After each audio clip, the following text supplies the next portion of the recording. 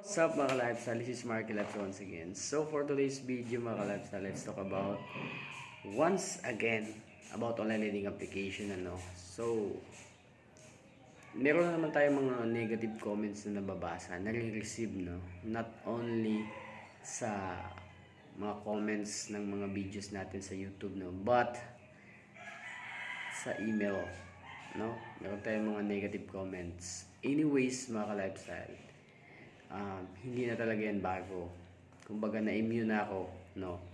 Let me remind you once again, hindi ko tinotolerate yung mga borrowers na hindi na magbayad, no?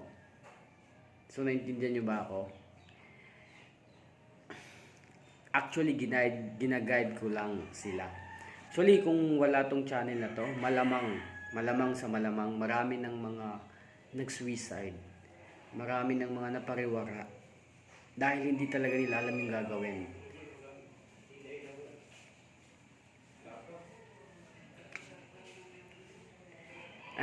So don't dare me again. Okay? How many times I told you na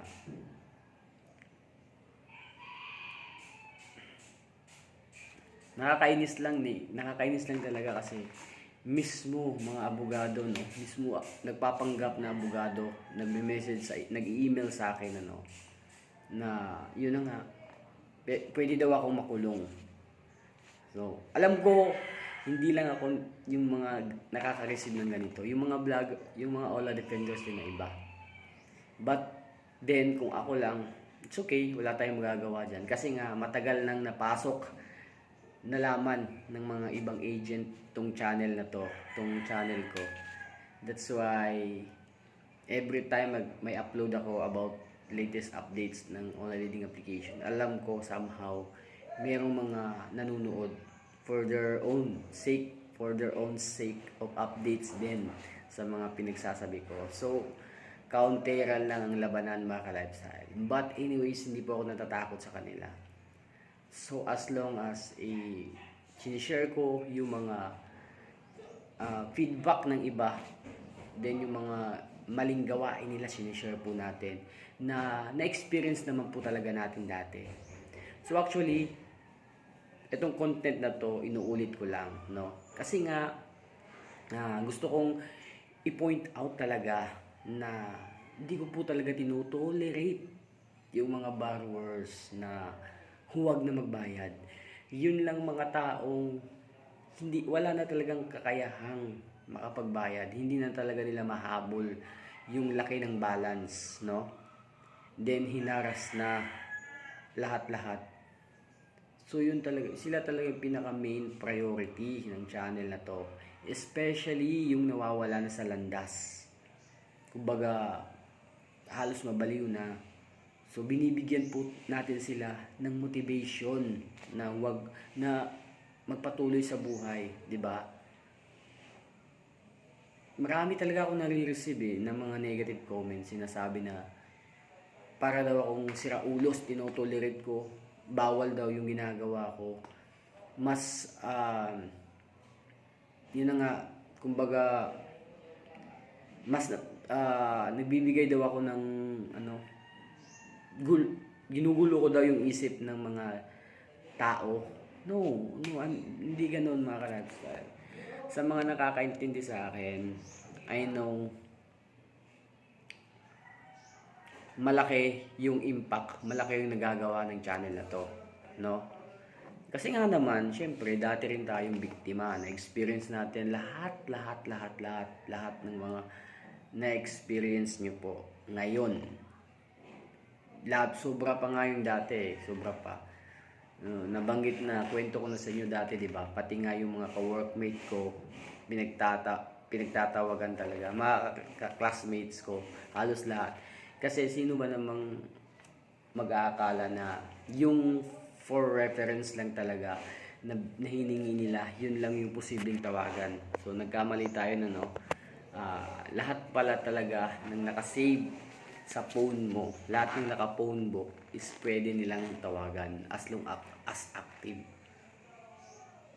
So yun yung pinaka iniisip ng karamihan dati, no? So kasi that's why binibigay nila yung mga number na sarili nilang number, so hindi nila alam na yung mga iba pang nakasave na numbers sa phone nila is posible palang matawagan, no?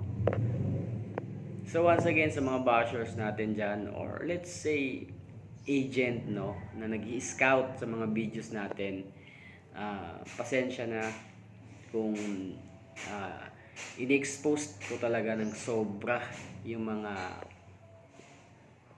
company or yung mga loan apps nyo, no, kasi hindi ko lang talaga mapagtimpi. Sobra na talaga, sobra na, especially yung mga bagong labas na mga online lending application, ano, sobrang haharas na bago pa lang. Take note, bago pa lang, bago pa lang. So sobrang haras na, no? At ito pa yung pinakamalupit, no? Dati 1 day, 2 days nagte-text na nagpapa-remind na agad, no? Ang daming mga strategy nila, sasabihin na magbayad lang ng maaga, lalaki na yung credit loan. So grabe, mga puro kasi nungalingan po yan. Yan po ay pang-i-scam po talaga. So ngayon, mga ka-lifestyle, kalahating 7 days, di ba? Nasa kalagitnaan pa lang, magkakalahati pa lang ng 1 linggo, nagte-text na, nagpapa-remind na itong mga loan apps, iba't ibang loan apps, no? Na yun na nga, once na makapagbayad ng maaga, lalaki na yung credit limit. So isa to sa mga strategy nila, no, na dati pa talaga, pero hindi po talaga lumaki man ng konti lang talaga. Sabihin na natin 500 yung credit loan mo dati, magiging 600, 700, no? Medyo marunong na rin sila, no? So once again, mga ka-lifestyle, no, kung may due ka ngayong araw, then walang-wala ka talaga, it's up to you kung anong gagawin mo, no? Hindi ko na lang isasuggest na wag nyong bayaran, kasi maraming mga bashers dyan, maraming mga nakapasok na agent, no? At merong nag-email sa atin na nagpapanggap na lawyer daw siya. Iwan ko lang. Pero kung totoo man, I don't care, no? As long as, ano ba yung sinasabi ko? Pawang katotohanan lang naman against sa inyo, di ba? Pawang katotohanan lang yung mga nire-reveal ko na based on my experience na rin din, no? So kung magalit kayo sa akin, go ahead. Pero hindi po talaga ako titigil, no, as long as nakakapagbigay po tayo ng inspiration na magpatuloy sa buhay, nagbibigay tayo ng motivation na hindi lang hanggang doon yung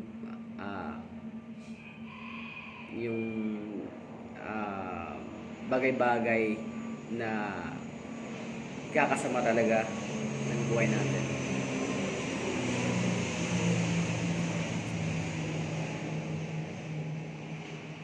So umagang-umaga kasi, yun kagad yung nabasa kong message. Yun kagad yung nabasa kong email. Pero anyways, hindi na talaga yan bago, no? Hindi na talaga yan bago.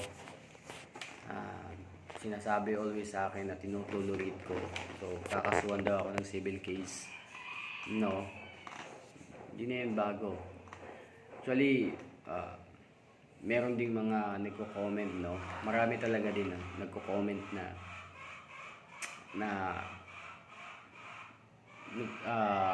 marami daw akong alam. Ano ba yun? Yes, napakarami ko daw alam.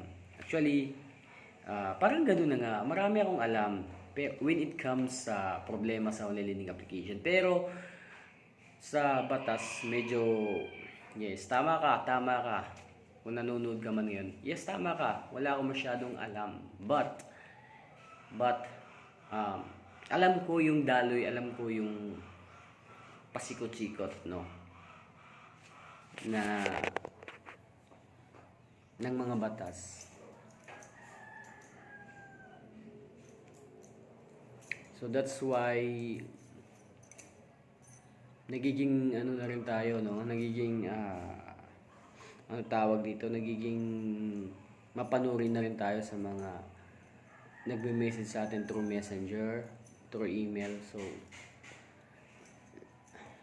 anyways, once again,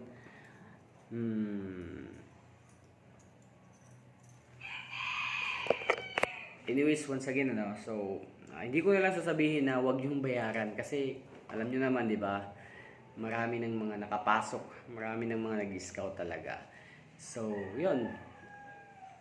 Kung kaya nyo talaga makipag-settle, makipag face to face sa mga agent, pero yung malapit lang talaga sa area nyo. Pero wag nyo naman, actually hindi rin naman nagpupunta yung mga agent sa provinces, no?